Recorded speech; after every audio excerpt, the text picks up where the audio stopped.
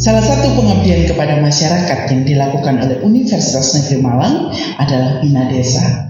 Pusat Sumber Daya Wilayah dan KKN atau yang biasa dikenal dengan PSW KKN sebagai garis depan dalam menjalankan program ini mempunyai berbagai macam bentuk kegiatan. Mari kita diskusikan bersama, tetap di Cakra Loka. Hai Cakramania, selamat datang di Cakraloka Universitas Negeri Malang, Excellence in Learning Innovation, bersama saya Feby Henuk, host Cakraloka. Baik, saat ini telah hadir bersama saya Kepala Pusat Sumber Daya Wilayah dan KKN atau disingkat PSW KKN. Beliau adalah Bapak Dr. Agung Winarno MM. Selamat datang Bapak di Cakraloka. Apa kabar hari ini Pak? Alhamdulillah baik-baik. Sehat ya Pak? Alhamdulillah. Walaupun situasinya pandemi harus pakai face shield, harus menjaga kesehatan, tetap semangat ya, tetap berkarya begitu. Ya. Baik Pak, terkait PSW KKN ini sebenarnya cakupan pekerjanya itu atau wilayah kerjanya itu di bagian apa saja Pak? Baik, terima kasih Mbak Evi. Jadi di LP2M itu ada 10 pusat ya. Yeah. Kemudian yang 2 pusat layanan. Dari 10 itu satu diantaranya yang disebut dengan Pusat Pengembangan Sumber Daya Wilayah dan KKN. Dengan PSW KKN. Yeah. PSW KKN ini sebetulnya secara umum tugasnya ada 2, kegiatan penelitian dan pengabdian kepada masyarakat. Namun kegiatan-kegiatan kita ini baik riset maupun pengabdian masyarakat itu lebih berbasis kepada kewilayahan. Sehingga kita ini sekarang banyak berinteraksi dengan para kepala desa. Karena disitulah kita menggali potensi desa, kemudian kita diskusikan di tempat kami, kemudian kita merumuskan kira-kira apa yang dibutuhkan oleh desa, yang nanti menjadi lahan baik, terutama untuk kegiatan pengabdian baik dosen maupun mahasiswa. Baik, terkait pengabdian kepada masyarakat yang menjadi salah satu cakupan tugasnya, bagaimana Pak atmosfer para dosen-dosen di Universitas Negeri Malang terkait kegiatan tersebut? Baik. Sebetulnya setiap dosen kan punya tugas selain kegiatan pendidikan pengajaran, kemudian penelitian, termasuk pengabdian. Ya, pengabdian. Kegiatan itu kan tidak bisa mana yang diutamakan, mana yang di nomor 2 kan sebagainya. Artinya setiap dosen wajiblah melakukan kegiatan pengabdian. Tetapi memang ada atmosfer yang baik ya di akhir tahun-tahun terakhir inilah. Kegiatan pengabdian masyarakat itu sudah sangat berkembang. Antusias para dosen sudah semakin meningkat. Ini terbukti dari berbagai ragamnya topik dan jumlah kegiatan pengabdian yang masuk di LP2M. Jumlahnya meningkat ya Pak dari tahun ke tahun. Variasi kegiatan pengabdian sudah beragam. Bagaimana dengan mahasiswanya Pak? Kalau tadi dosennya, sekarang bagaimana dengan kegiatan mahasiswanya? Sebetulnya kegiatan pengabdian masyarakat kan bermacam-macam. Kita menyebut dengan istilah kuliah pengabdian masyarakat. Salah satu bentuk kuliah pengabdian itu adalah KKN. Karena KKN ini wajib bagi mahasiswa, tentu hampir setiap tahun itu kita karya-karya pengabdian dari mahasiswa sudah semakin banyak. Sehingga sekarang ini kami sudah mulai membuat program berkelanjutan kegiatan pengabdian.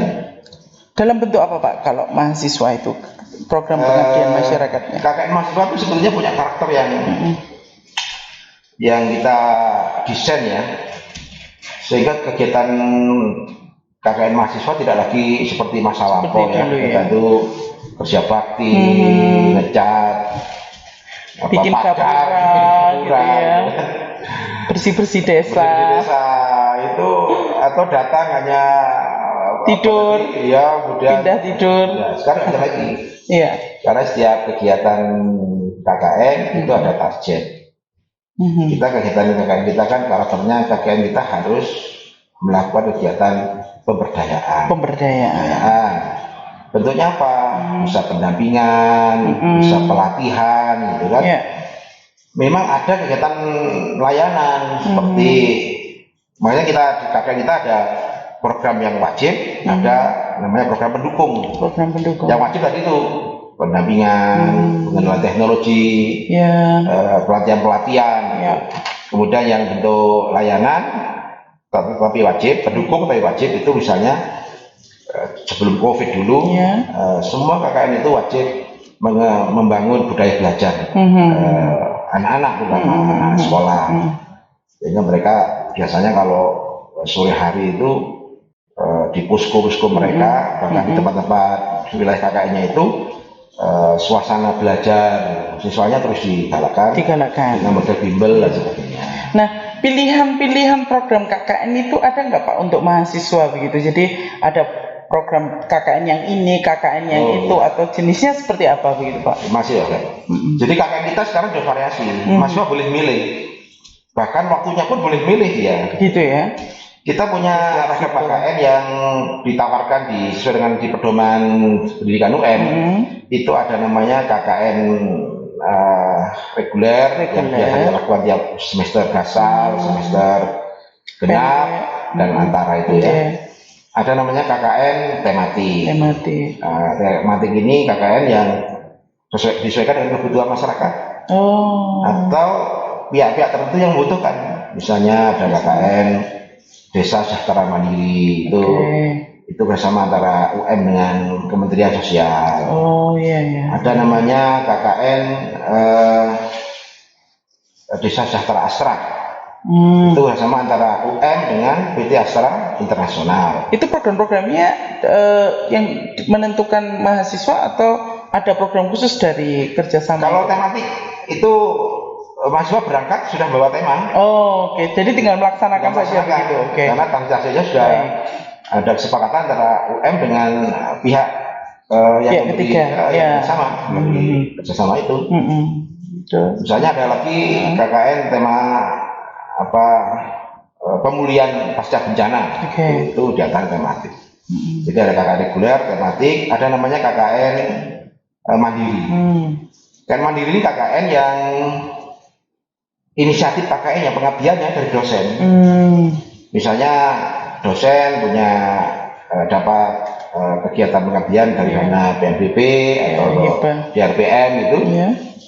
Kemudian beliau ingin melibatkan mahasiswanya yang cukup banyak. Maka beliau tinggal koreksi dengan LP2M. Nanti kita akan buka pendaftaran namanya KKN mandiri. Jadi mandiri KKN yang inisiatifnya dari dosen. Ada lagi namanya KKN pulang kampung. Nah ini yang menarik nih, pulang kampung ini. Membangun kampungnya masing-masing ya Pak. Ini KKN yang kita bekerjasama dengan organisasi mahasiswa daerah. Jadi mereka yang rumahnya Nganjuk gitu ya, nanti mereka KKN-nya di Nganjuk. Dia membangun kampungnya sendiri, Banyuwangi. Hampir semua wilayah Jawa Timur kita sudah pernah ngirim mahasiswa pulang kampung. Itu KKN pulang kampung. Ada namanya KKN integrasi. Integrasi itu KKN yang berintegrasi dengan KPL, sehingga dia pagi KKN sekolah, dengan KPL, pagi dia ngajar di sekolah, siang, sore, malam dia pengabdian. Nanti pulangnya dia dapat kalau sekali 8 kan, dapat KPL sekaligus dapat KKN. Tapi ini masih berlaku untuk luar negeri dan wilayah perbatasan. Tidak di wilayah yang sudah ada. Kemudian waktunya mereka tinggal milih. Ada model blok, ada model sinambung. Kalau yang sinambung bagaimana Pak? Kalau sinambung itu mahasiswa KKN-nya hanya khusus pada akhir pekan.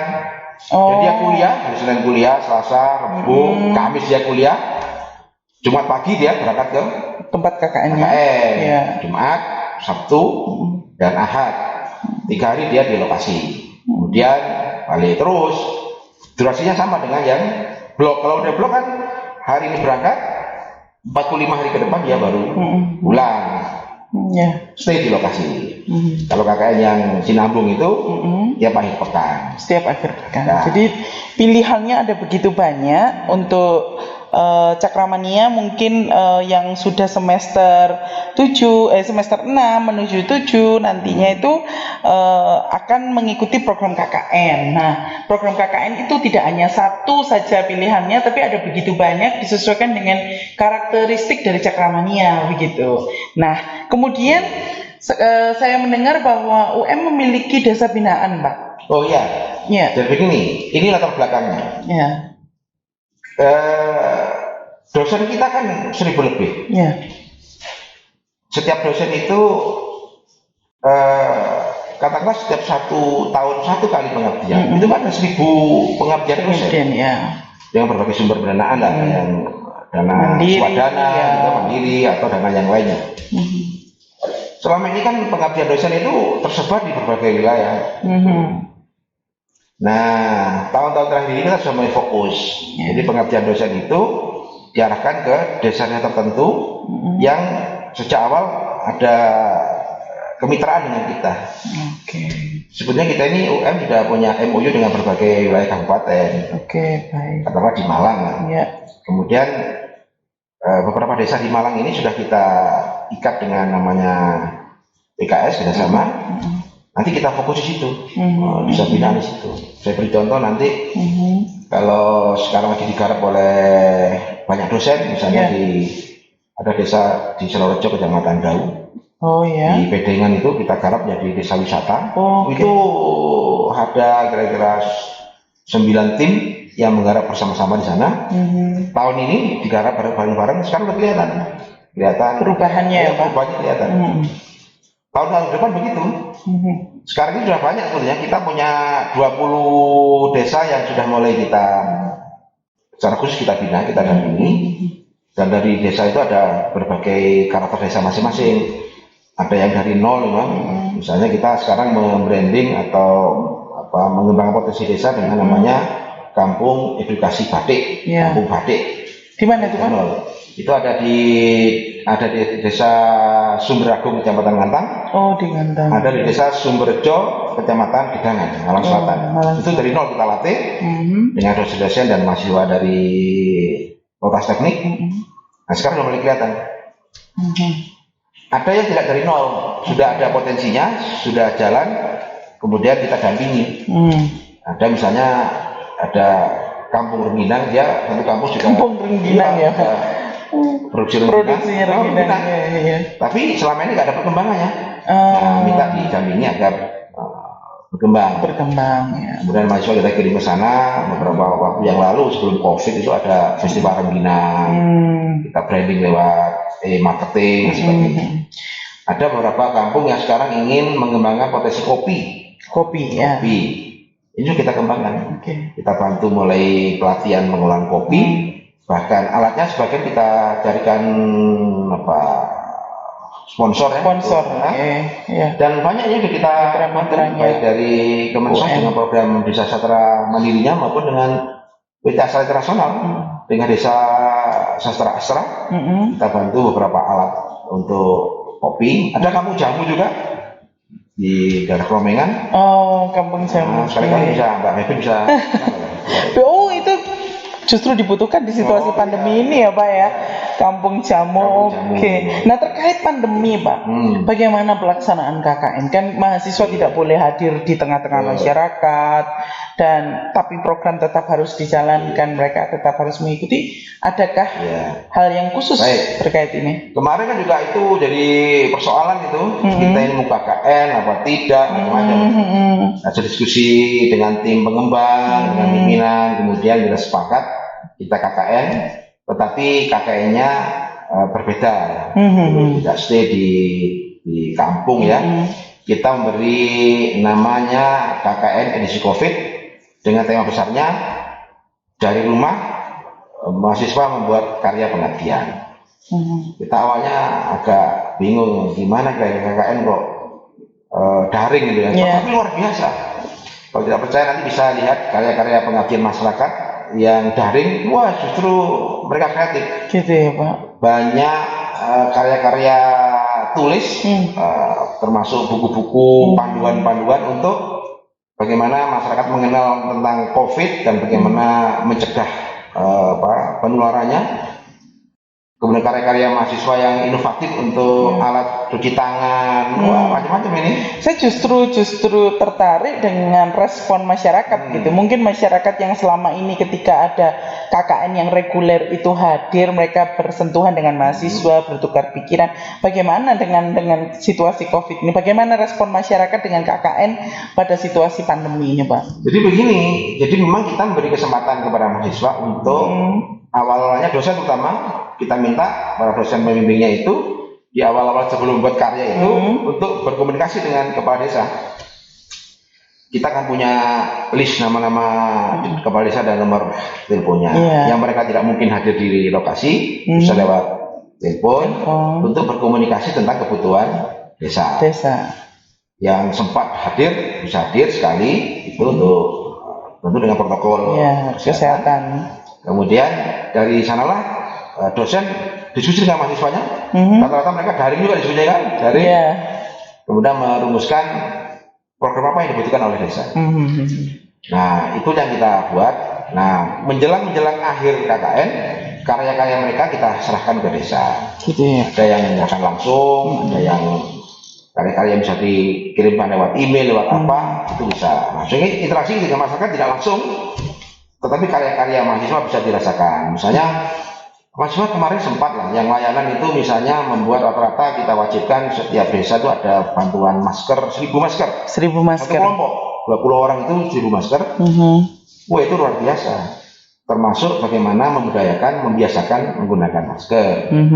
Tidak membuat tapi sekaligus mendidik mereka bagaimana menggunakan masker yang baik, menggunakan dan pentingnya masker di situasi pandemi ini. Diberi sosialisasi dan 1-2 mahasiswa masih kita bolehkan ke lokasi dengan catatan protokol kesehatannya. Memang Mbak Beb, ada variasi desa ya ketika masa COVID ini. Ada yang desa begitu kami telepon, Pak, kami mau KKN dengan model daring. Ada yang ketakutan, wah jangan Pak, nanti bermasalah macam-macam. Baiklah, kalau desa agak ketakutan, kita kirim mahasiswanya. Tapi ada desa yang, Pak, kalau gitu meskipun COVID, kami minta tetap tinggal di desa, Pak.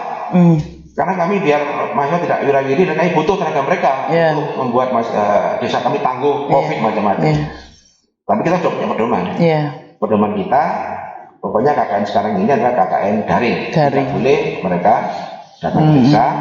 Kalau toh datang ke desa itu tidak boleh lebih dari 3 mahasiswa. Itu pun dengan protokol kesehatan sangat ketat. Alhamdulillah kita kemarin KKN kita hampir 5.000 mahasiswa. Sudah selesai kan? Sudah selesai ya. Ada problem yang berarti.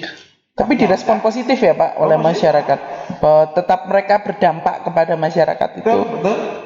Dan kami kan kemarin sempat monef itu. Ada yang kami monef dengan daring, ada yang monef dengan fisik karena kami lihat ada desa yang tanda petik ya kita anggap aman, kita monef ke desanya. Ditunjukkan karya-karya mahasiswa yang diserahkan itu. Tetap ada. Jadi Cakramania terkait penjelasan dari Pak Agung tadi, Cakramania tetap harus berkreasi, tetap harus aktif sekalipun situasi pandemi yang membuat kita terpisah dalam jarak ya, tapi bukan berarti kita tidak produktif sebagai mahasiswa. Baik. Nah, setelah sekian lama tugas dan kegiatan Pak Agung ini kan bersentuhan dengan pemberdayaan masyarakat. Kira-kira kunci keberhasilan atau kemajuan sebuah desa itu apa, Pak? Terima kasih Pak Menteri. Kami memang sejak terlibat banyak waktu kami untuk memantau kegiatan pengabdian dosen maupun mahasiswa. Ternyata kunci sukses dari desa itu berkembang itu pertama kepala desa. Visi kepala desa tentang bagaimana memajukan desa itu. Memajukan desanya. Karena sampai hari ini tidak ada juga sih yang kepala desa yang merasa kehadiran mahasiswa KKN di situ dianggap mengganggu. Wah, ini mengganggu tugas kita. Yang paling sedih saya kalau ada desa yang ketika KKN itu semasa belum COVID, itu menganggap bahwa dengan datangnya mahasiswa ini datang rezeki banyak ini, sehingga harus kos di sini. Ada kos, iya. Biaya sekali makan sekian. Yang itu ternyata desa yang kepala desa begitu visinya itu tidak berkembang desanya. Desa-desa yang sekarang ini punya unggulan-unggulan, desa wisata, macam-macam, itu karena visi kepala desanya bagus. Dan terbuka terhadap informasi juga. Begitu kita telepon, Pak, kita ada masuk KKN ke lokasi, wah bukan main senangnya dia. Ketika saya pancing, Pak, apakah ada yang dibantu oleh mahasiswa? Oh banyak, Pak, ada ini kita ingin mengembangkan A, B, C, D. Wah itu kelihatan. Jadi kalau menurut saya melihat hal ini itu sepertinya perlu ada edukasi sebenarnya kepada para kepala desa itu gitu, melihat tidak boleh tertutup dengan segala masuk dengan di era keterbukaan saat ini begitu Pak. Betul. Kami kadang-kadang di waktu-waktu senggang kami juga keliling dari desa ke desa itu untuk dialog dengan kepala desa untuk meyakinkan bahwa sebetulnya kami punya potensi, perguruan punya potensi, dan desa ini juga punya potensi yang bisa dikembangkan. Ketika kita sudah punya satu komitmen bersama, lebih mudah. Dan kami milih 20 desa yang kita kembangkan tahun ini dan 2-3 tahun ke depan, itu desa-desa yang sejak awal memang komitmen karirnya bagus. Jadi itu pertama kata kuncinya. Yang kedua itu di kampus sendiri, kades itu punya mitra untuk mendiskusikan masalah desanya. Betul. Baik dengan BPD maupun dengan terutama BUMDes-nya. BUMDes ya. Badan usaha milik. Kalau sudah mereka hubungan atau saya sebut dengan istilah organisasi sosial pedesaan itu sudah kuat.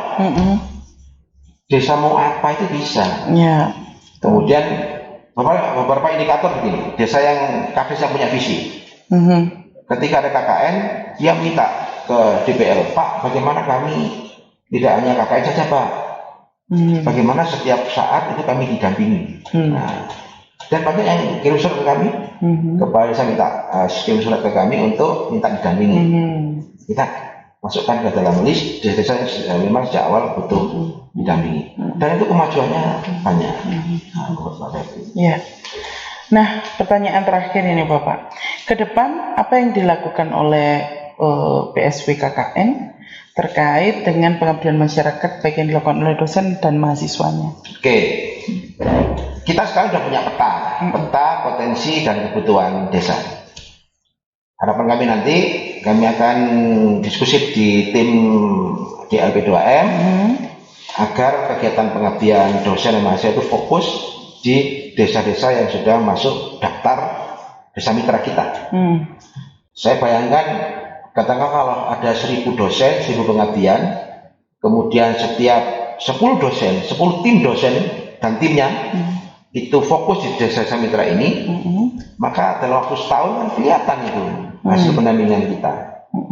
Dari 1000 dosen, berapa desa bisa kita dampingi. Sehingga nanti pengabdian kita tidak kemana-mana. Setelah itu kelihatan kita pindah desa lain, sehingga fokusnya sudah lebih jelas. Baik. Terima kasih Bapak atas jawaban masukan kepada Cakramania dan juga saya. Dan sebelum mengakhiri bincang-bincang kita, mohon perkenanan Bapak untuk memberikan closing statement untuk Cakramania yang ada di manapun berada. Baik, terima kasih Mbak Febri. Cakramania yang luar biasa. Untuk mahasiswa pertama, maka pengabdian kalian dalam bentuk KKN sudah bervariasi. Kalian tinggal pilih mau KKN yang tematik, baik yang kami siapkan maupun yang dikelola oleh program studi. Silakan Anda pilih. Yang kedua, Anda kalau ingin KKN reguler, kami siapkan waktu-waktu sudah kita jadwal. Anda bisa milih pulang kampung, kalau ingin ngaji di kampungnya silakan. Bahkan Anda boleh milih waktunya. Mau KKN besok, bulan depan, kita siapkan. Karena kita punya KKN namanya KKN program blok maupun KKN dengan model sinambung. Mau berangkat sekarang 45 hari ke depan baru pulang, ataukah Anda mau KKN yang setiap akhir pekan? Tinggal pilih. Untuk para dosen, ini kalau misalnya para dosen ini masih misalnya ingin mengabdi tetapi kemana saya ingin mengabdi, datang ke LP2M. Kami punya peta potensi desa dan kebutuhan desa. Tinggal pilih desa mana, Bapak Ibu dosen timnya itu ingin ngabdi bidang apa, ahli apa, kita akan siapkan lahan pengabdiannya. Tapi kalau misalnya termasuk kalau dosen sudah punya lokasi pengabdian, tetapi memerlukan mahasiswa, datang ke kami, akan kami siapkan mahasiswa yang dibutuhkan. Nanti Bapak Ibu akan dibantu oleh para mahasiswa menyelesaikan kegiatan pengabdian para dosen. Itu kira-kira Mbak. Baik, terima kasih. Baik Cakramania, itu tadi bincang kita dengan Pak Agung. Semoga segala apa yang kita bincangkan tadi bermanfaat untuk Cakramania dan untuk kita semua, Pak Agung. Terima kasih sekali lagi untuk kehadirannya di sini. Jangan bosan-bosan dan silahkan kembali lagi datang kemari Bapak untuk share pengetahuan terkait dengan PSW KKN. Siap. Baik, itu saja. Terima kasih. Tetap semangat, tetap jaga kesehatan, tetap di Cakraloka. Dengan adanya pengabdian masyarakat yang dilaksanakan oleh Pusat Sumber Daya Wilayah dan KKN atau PSW KKN UM, tidak hanya mengembangkan sumber daya sivitas akademikanya, tetapi juga memberikan peluang bagi masyarakat yang memerlukan bantuan untuk berkembang. Inilah Cakraloka.